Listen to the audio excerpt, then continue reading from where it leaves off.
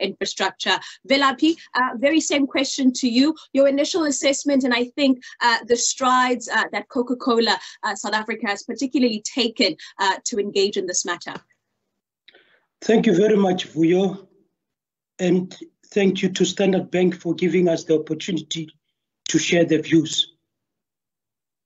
I try in many instances when I'm confronted with this question to personalize it so that it is very clear to people. I'm married, one wife, I must admit. I've got 2 daughters and 1 son. I would hate one day for my wife or my children never to reach their full potential just because they are women. I would hate that they don't get an opportunity to express their talents, to show the world what they can do just because they are women. And if I feel like that with my family, I must take that and express it in my work environment. It's to that, and it's particularly pronounced in the manufacturing sector, FMCG sector. That's usually people say, no, these are hard jobs, you can't find women, which is not correct. You've already stated in your opening remarks that women are the majority in the world and in South Africa. If we do not use their talents, we will be robbing ourselves as a corporate of the opportunity to be competitive and to succeed. So it's a business imperative. We are not doing people a favor. It's something that you've got to do. You cannot leave more than 50% of the population and not tap the talent that is there and hope to succeed. It's just impractical. It's particularly pronounced in South Africa. What we've done is we've been very clear and quite deliberate.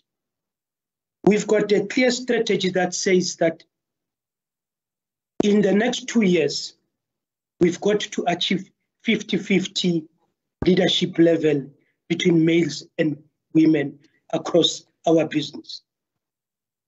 And that could be in manufacturing, that could be in logistics, that could be in support functions, it could be in sales. And I do recognize maybe that there's a prevalence in other functions. But it's something that we must be pushing quite hard. When we started 3 years ago, we are at around 30-something%. Today, women leadership from almost your sales manager level to your top executive constitute 48% of our workforce. And hopefully, we will achieve the 50-50 by next year, 1 year ahead of the target that we set ourselves. Because that's very important. And one of the things that I truly believe in is that we should talk less and do more. You know, people have had too many talks about what should happen and not happen. And so we're very deliberate from a recruitment perspective. We are very clear that we target the majority of the people that we bring into the organization must be Black and colored females, because in our business, they are underrepresented relative to the demographics of society. The second part that is critical is to create an environment that is conducive. It is conducive so that women can feel welcome. In many instances, the cultures, the language, and everything in corporate repel women, do not allow them to feel wanted in the corporate.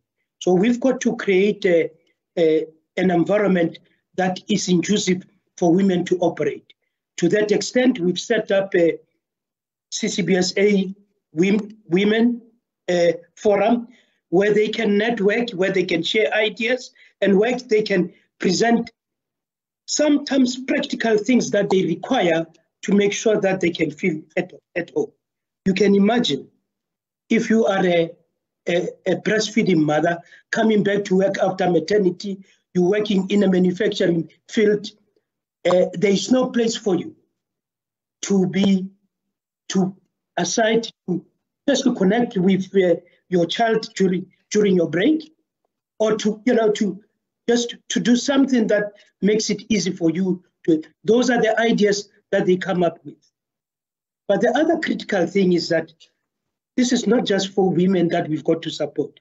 We've got to support men in particular. As a result, we've set up a forum called CCBSA Men of Honor to teach ourselves as men across the shop floor to senior executive. What does an honorable man look like? What role does he play in the family, in the society, and in the workplace? Because it is these educations that we must do that must make sure that we integrate men into the programs of making sure that we make the workplace world accessible to women. And it is not just a function of leadership. It's a function of everybody to make sure that women succeed. Lastly, as Taki indicated, in our business, I service retail outlets. I service retail shops. Most of the people that run those shops or own those shops are women. I better make sure that I've got people that understand what the customers require so that we can better service those women and those customers so that we can be more competitive. So for me, it is a business imperative. It's not just a nice to have. Absolutely. A business imperative that is just not a nice to have, is something that is quite important. Thulani, I'm going to cross over to you. Again, your response, and I think I'm not going to let you get away with just saying that the Standard Bank Top Women Virtual Conference. Thank you so much, Vuyo, and greetings to the fellow panelists. It's wonderful to share the stage with colleagues and peers from whom we can learn, and also to drive the agenda, which we all know that it is so huge, it's not possible for one organization or one individual to drive it for that matter. Thank you so much for having this conversation in the first place. At Standard Bank, as many of you would know, our purpose statement says Africa is our home and we drive her growth. The notion of growth, when we think about it, we say we drive the growth of Africa one individual at a time, one client at a time, one employee at a time, one community at a time. And it is against the backdrop of driving growth that we are conscious that growth will be realized if all in Africa are beneficiaries of that growth. That's why diversity, equity, and inclusion have always been in the commitments that we make both internally and externally. If I think of financial inclusion, we do it at different levels, including ensuring that women in business and even in areas that they are not traditionally leading in, like agriculture, we have a program in multiple countries that ensures that women can lead in the area of agriculture. One way I think about how Standard Bank goes about this is that there's things that the organization does, there's things that the individuals do, and also there's things that we advocate. Let me start on the things that the organization does.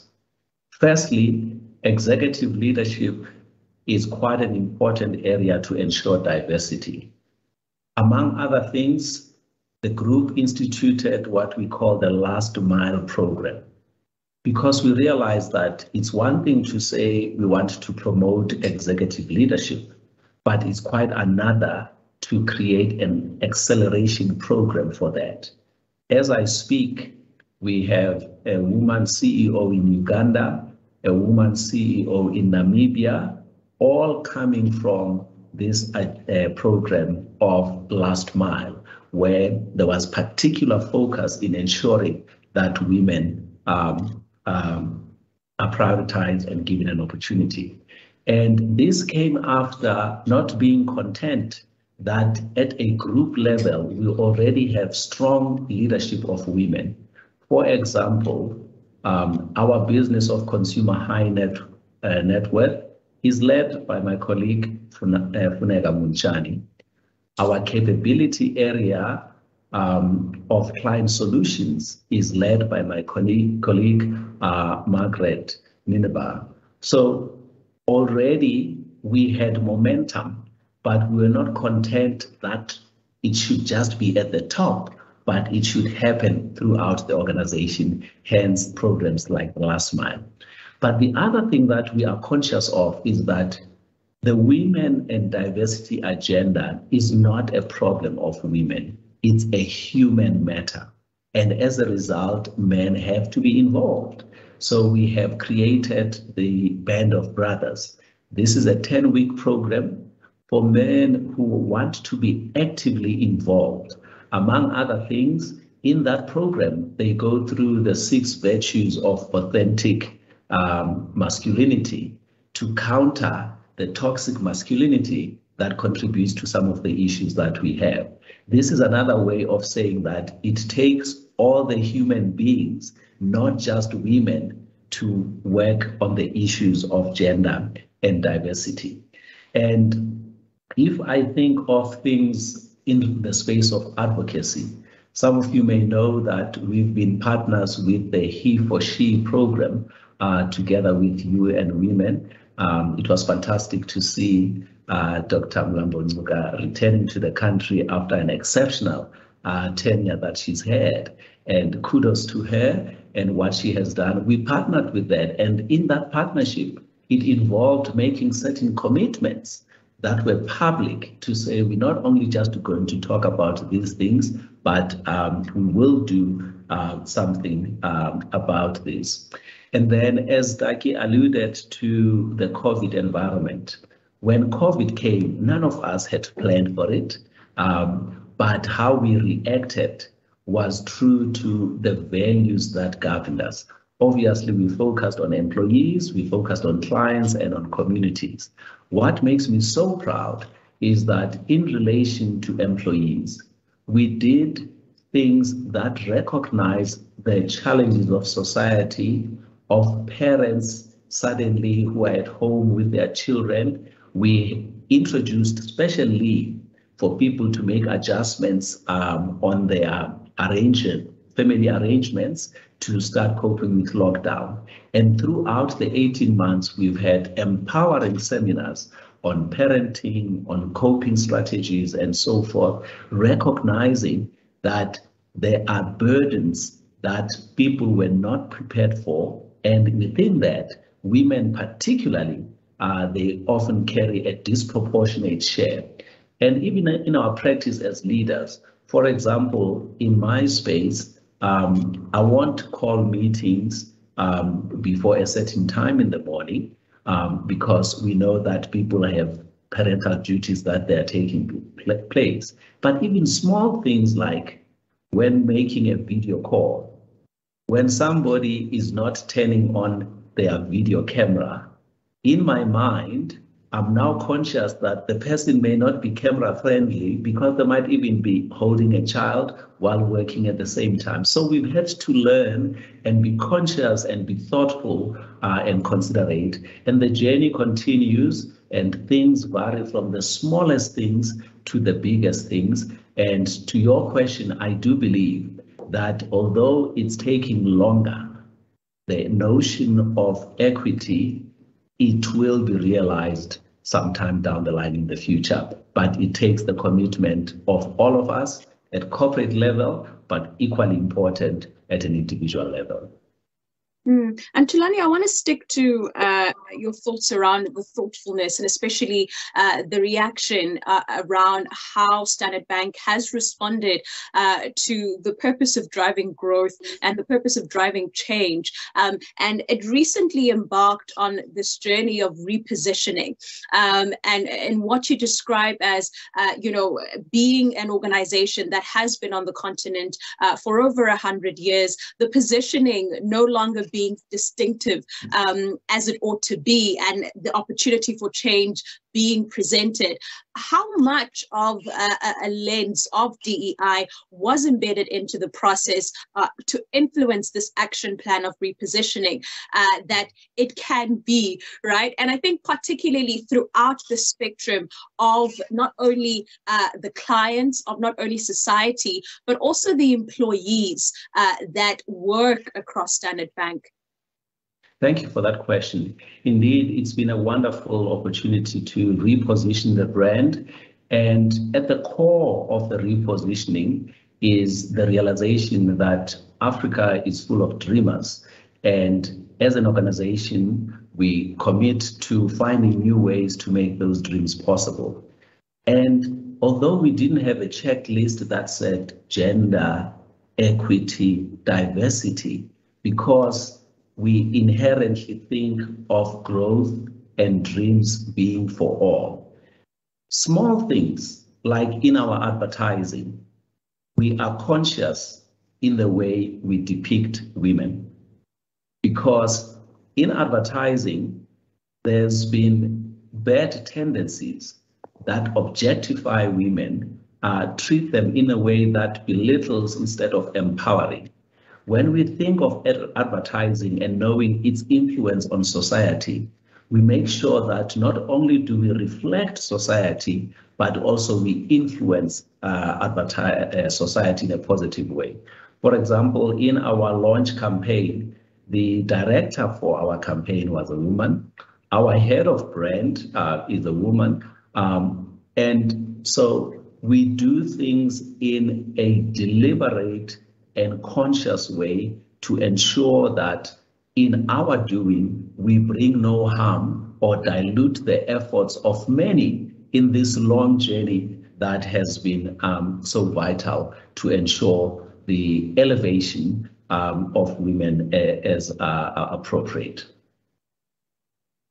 Absolutely. And I think it does become important as we are creating the shared value to really put the people who represent and reflect the society and the society that Standard Bank serves, to embed them in the process, because definitely towards the end of the day, we'll see them consuming the product that reflects them. Vuyolwethu, I want to swing the pendulum back to you. And as we're talking about engaging employees, Coca-Cola launched the Ikageng Employee Share Trust, which was created for the company's employees to have the shares and direct economic participation in the business. And in February earlier of this year, the company announced that it would increase the stake held by employees and Black empowerment investors in the company to a share of 20%.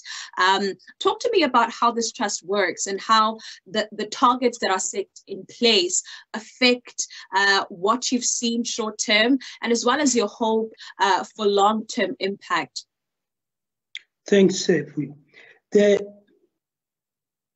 In May last year, we were able to do the first tranche of 5% of the shareholding to go to employees. And that the principles of it is that everybody gets equal share. Vela Piratsefola, the MD, gets the same as the cleaner. And the purpose of this is to ensure that that's equity.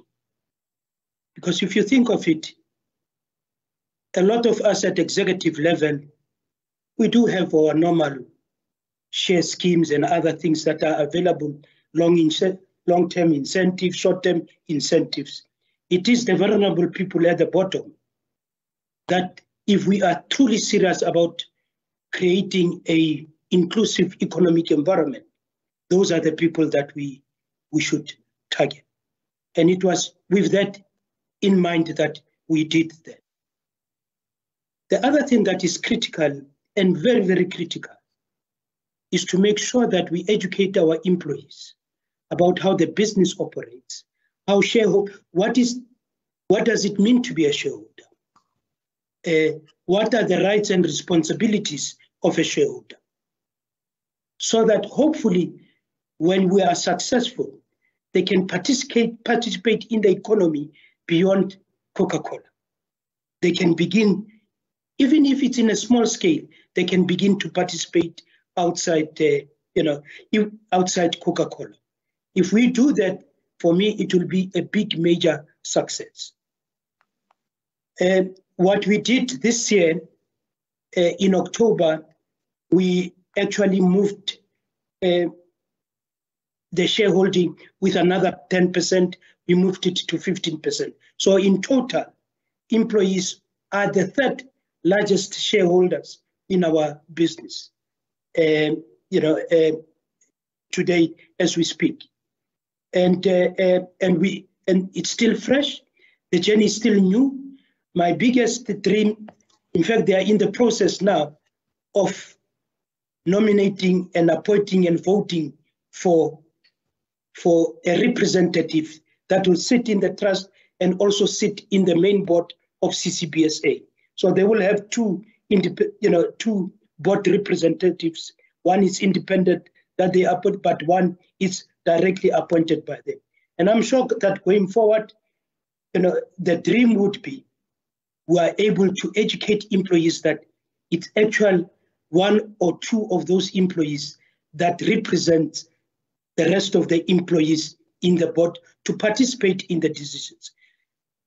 And it's also hopefully create an environment that we move away from a conflict situation, which is bedeviling a lot of our businesses. We create a society where all of us are looking at the growth for the business together, understand what it will take to be successful. So I'm quite excited and hopeful that this journey will bear fruits.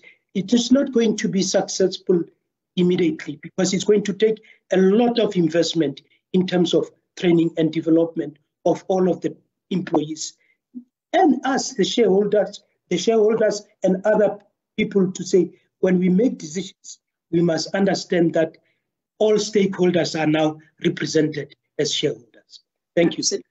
And as we think to the systems and design and strategic thinking, as well as the data and intelligence that we're bringing in, Daki, I want to bring you back into this conversation because Vodacom has about 43.5% of women representation, 34.4% of women in senior management, 28.5% rather are on the South African board for Vodacom, and 37.5% for Vodacom South Africa in Exco.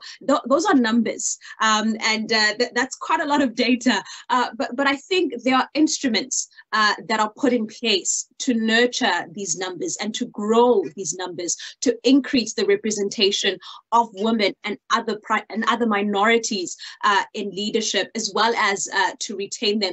Talk to me about the measures that are in place to ensure that we increase these numbers, and even if it's not 50-50 by 2030, but we actually increase and go beyond the 30 or 40% that has become a prerequisite. Well, 50-50 should be the goal for everyone. Yeah. Yes. So it starts with our EXCO and the board commitments to promote diversity, equity, and inclusion for all. Hence, our inclusion pillar in our purpose statement. And I'll start at the end. From last year, the company has adopted long-term incentive targets for executives for financial inclusion, diversity, and energy.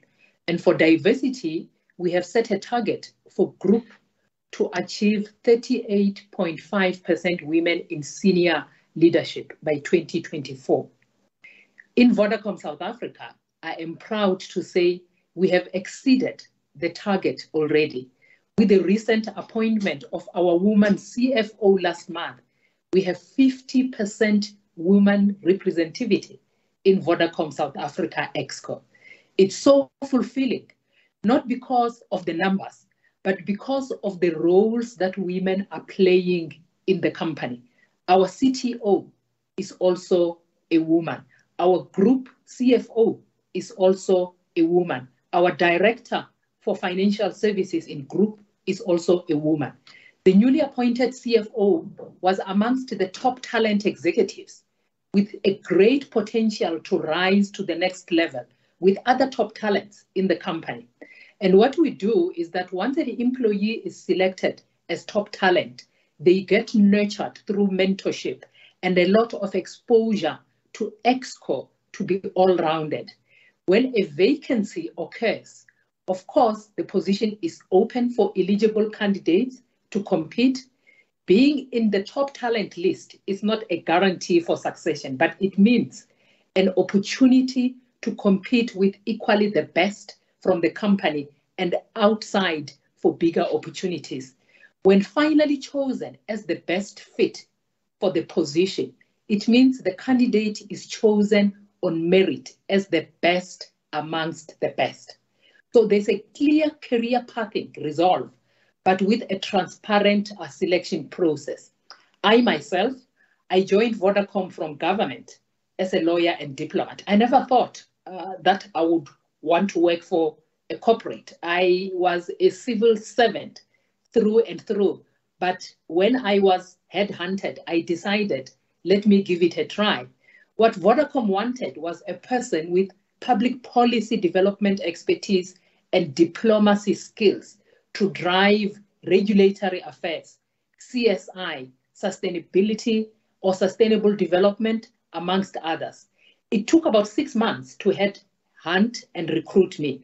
So the company employs a strategy that balances external with internal recruitment, and we improve on implementation as the company's diversity, equity, and inclusion principles mature. We also have several programs to promote our diversity and inclusion. For instance, we have the LGBTIQ+A Forum, which is anchored by an ExCo member. We have a Women's Network Forum, which is anchored by the Vodacom South Africa MD. And we have a Disability Forum, which is anchored by the Group CEO. As we speak now, in October, I think next week, as part of our normal town hall activities, LGBTIQ+A and disability issues are on the agenda. And questions have started arising about the use of traditional binary pronouns in the workplace. And we are joining this national conversation, Vuyo, to have answers and solutions that are aligned with national policies and our democratic constitution, because we are a caring employer and we are a good corporate citizen. So to this end, we also host a series of events to get conversations going on diversity, equity, and inclusion, because these can be sensitive topics. And there's a need for patience from each section of society to teach and learn from one another. Our constitution grants rights, and with each right that is guaranteed in the constitution, there is a corresponding obligation to respect other rights to find a balance. So it is a journey. So we bring experts from society to talk to us because we are experts on technology. Just next week, we have Justice Edwin Cameron to address us in a lunch and learn session on GBV and the prison system. A week after, we have Dr. Crisp, a medical professional and acting DG from the Department of Health, to talk to us about vaccinations and COVID, so that we learn about balancing the right to bodily integrity with a healthy and safe work environment without discriminating. We have several other empowering programs, such as Reconnect for women who left the workplace for an extended period of time to attend to personal or family or other career matters. We also have a Connect program to nurture talent externally, and we work with universities so that we build senior leadership skills and we are able to recruit from that pool. And those that we do not recruit, we release them for other corporates. So we don't do what we do just for ourselves. We also do it for the general benefit of other corporates. We have a 6-month maternity leave and a 4-month paternity leave. And there is an option for both new mothers and new fathers to return gradually to the workplace so as not to be completely left out, and find that when they come back, the environment has completely changed because we are in the fast-paced ICT world. We are also part of the UN He for She program to get men to support women empowerment. And I'm happy that we are together with Standard Bank in this journey. And we also have men, our own company men, at the forefront of the fight against gender-based violence. And we have put men at the forefront of the fight against gender-based violence because we believe that men can serve as an inspiration, especially for other men and also for the boy child who is socialized to grow up as an aggressive human being. And we also have a domestic violence policy which supports the victims of gender-based violence, because we recognize that gender-based violence does not only impact your psychological state as a member of society, but it also impacts workplace performance. And this policy actually complements our GBV Vodacom Foundation work. And as we implement this policy, it's very interesting. We are realizing that it was designed with the victim in mind. It was not designed with the perpetrator in mind. And therefore, it means that we need to review that policy. And what we like about this is that you can only review what you have started implementing, because as you implement and you pick up loopholes, then you step back and you say, how do we better the situation? Our Vodacom Foundation GBV program has prevention, response, and empowerment pillars. We talk about an ecosystem, and we run this with civil society and the Department of Social Development. And the list of programs is endless, Vuyo. So let me just stop here. Thank you.